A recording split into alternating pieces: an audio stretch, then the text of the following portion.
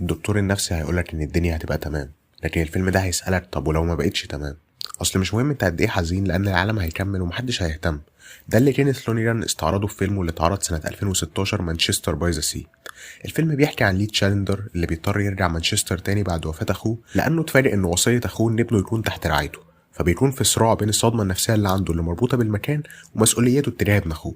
الفيلم عبارة عن تصوير لشخص مكسور ومغصوب انه يواجه ماضيه، واترسم جايزتين اوسكار، واحد افضل ممثل واللي يستحقها اكيد كريسي افليك، واحد افضل سيناريو اصلي لكينيث لونيران. في الافلام الدراميه الحزينه بشكل عام بنشوف مشاهد كتير تبرز الحزن ده، مشاهد عياط عند المقابر، تحت المطر مثلا، مشاهد انهيار، دي مشاهد متعارف عليها سينمائيا في نوعيه الافلام دي. لكن لونيران المخرج ضرب بكل ده عرض الحائط في مشاهد بدل ما نسمع الكلام بنسمع موسيقى، وممكن كمان تشوف مشهد يخليك تضحك في فيلم كئيب كده. بنشوف في المشهد اللي ليه بيقول لباتريك ان ابوه مات، انت حرفيا مش معاهم، انت عارف ايه اللي بيحصل بس مش سامع هما بيقولوا ايه، بتتفرج من مسافه بعيده، وده بيخليك تحس بمدى حقيقيه اللحظه دي، مش لحظه دراميه، لان في حياتنا الدنيا بتمشي كده. مفيش موسيقى حزينه بتنزل لما بتسمع خبر وفاه شخص بتحبه، او لو البنت اللي انت بتحبها قالت لك انها مش بتحبك مش هتلاقي حد يعزف موسيقى حزينه في ودنك. في الحياه الحقيقيه الحزن مش بينتهي بانتهاء اللحظه الحزينه اللي عرفت فيها الخبر اللي زعلك، بالعكس انت ممكن ما تحسش بالحزن وقت سماع الخبر، ولكنك هتحسه بعدين. الفيلم ما فيهوش اي حاجه مش طبيعيه، حرفيا كل حاجه في الفيلم بتحسسك قد ايه الفيلم ده حقيقي. زي في مشهد الجنازه والطفل اللي كان بيعيط، ده مشهد ممكن فعلا يحصل في الحقيقه، في حين انه سينمائيا ممكن يكون مزعج لانه بيفصلك من لحظه الحزن جوه الفيلم وقت الجنازه. هنقعد في مشاهد بنتفرج بس على الشخصيات وهي قاعده ساكته ما بتتكلمش، زي لما احنا بنقعد ساكتين بنفكر في حاجه مضايقانا، بنكون في قمه الهدوء ظاهريا لكن داخليا بيكون في نار والعه. الفيلم كمان معتمد على الفلاش باكس بشكل كبير، ولكن مش زي الفلاش باكس بتاعت الافلام اللي لازم يورينا احنا فين وامتى، لا هنا لونيران بيجيب الفلاش باك بشكل بسيط جدا، ما بتحسش اصلا ان في حاجه مختلفه في الاجواء، لان هو ده اللي بيحصل لنا في الحقيقه لما بنفتكر موقف قديم، هو بس بيجي في دماغنا بكل تفاصيله في خلال ثواني وبعدين خلاص، او ممكن تقعد تفكر فيه لمده ايام ويمكن اكتر.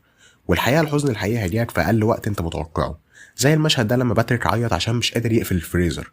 هل فعلا دي حاجه تستحق عليها العياط؟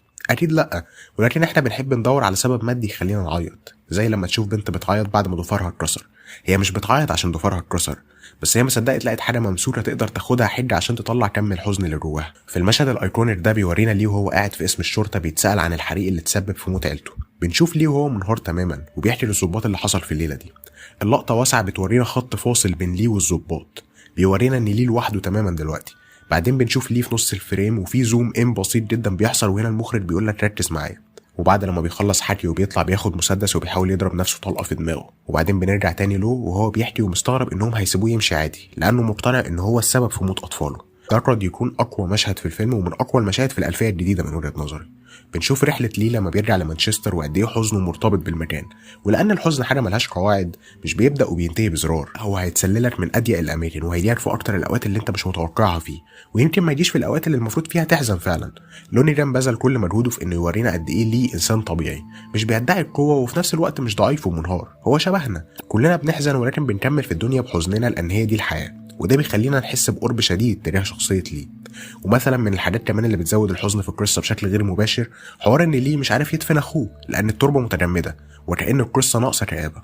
مانشستر باي ذا سي مش عن الحزن ولكنه عن انك تكون متعلق، وعشان كده هو احسن فيلم بيتكلم عن الاكتئاب، لان لما الناس بتتكلم عن الاكتئاب في الغالب بيتكلموا عن الحزن والعياط والالم والانهيار، لكن مانشستر باي ذا سي ما بيوريكش اي حاجه من دي، بيوريك حاجه اسوأ بكتير، راجل بيصحى يروح شغله يصلح حاجات للناس وياكل وينام، زي الجسد اللي بدون روح. فالفيلم ده مش بيوريك الاكتئاب ولكنه بيعيشك جواه. شخصية ليه مش درامية زي ما قلت لك، ما بيتكلمش كتير، ما بيعيطش قصاد الناس، ما بيشتريش حتى، هو بس موجود، ودي اول حاجة الفيلم بيوريها لك، ان الاكتئاب مش لازم يكون واضح، اوقات كتير بيكون هادي، اوقات بتكون بتصلح حمام شخص تاني وانت شخصيا حياتك كلها مكسورة. بص على وش كريسي افليك، مش هو بيعيط لا، وهو ما بيعيطش، النظرة الفارغة دي، الانفصال عن المشاعر، ده مش تمثيل، ده حرفيا الاكتئاب. لان انت لما بتتألم نفسيا لفترة طويلة انت مخك مش بيختار انه يكون مبسوط بعدها، هو ما بيختارش حاجة، حرفيا بتفضل عالق في الولا حاجة. معظم الافلام بتتعامل مع التروماز او الصدمات النفسية على انها مطبات الانسان بيتخطاها وبيكمل، لكن هي الفيلم بيتعامل معاها على انها حكم قضائي عليك، هو مش بس فاكر اللي حصل، هو عايش جواه كل يوم، والفيلم ما بيتخطاش النقطة دي، هو بيسيبك تتعايش معاها، لان اوقات كتير لما بنغلط مش بنتعلم ولكنك بتفضل طول عمرك موسوم بصفة المذنب. في لحظة قرب نهاية الفيلم ما فيهاش كلام كتير ولا موسيقى ولا اي حاجة، هو بس بيقول جملة واحدة، انا مش قادر اهزمه، مش قادر يهزم الاكتئاب والافكار اللي في دماغه، مفيش بقى الوقت هينسيك، هو بيقولها بصراحة، والجمله البسيطه دي بتفهمك هو بيمر بايه. الطب النفسي مهم اكيد والكلام بيساعد وبيخفف، بس ساعات الدكتور النفسي بيسال اسئله غلط. هيسالك احنا ازاي هنتخطى، لكن في الفيلم هنا هو هيسالك ماذا لو ما قدرتش، ماذا لو كان الهدف كله انك بس تفضل حي، مش عايش، لا مجرد حي بيولوجيا، بنتنفس وناكل ونشرب وننام وبس على كده. في النهايه ليه ما بيتخطاش، ما بيتعلمش درس، ما بيبقاش شخص افضل، ما بيبتسمش حتى، هو بس بيفضل عايش. ودي من اكتر الحاجات الواقعيه في الفيلم، لان مش كل الناس بتتعافى من كل حاجه، مش كل الناس بتموف اون زي ما بيتقال.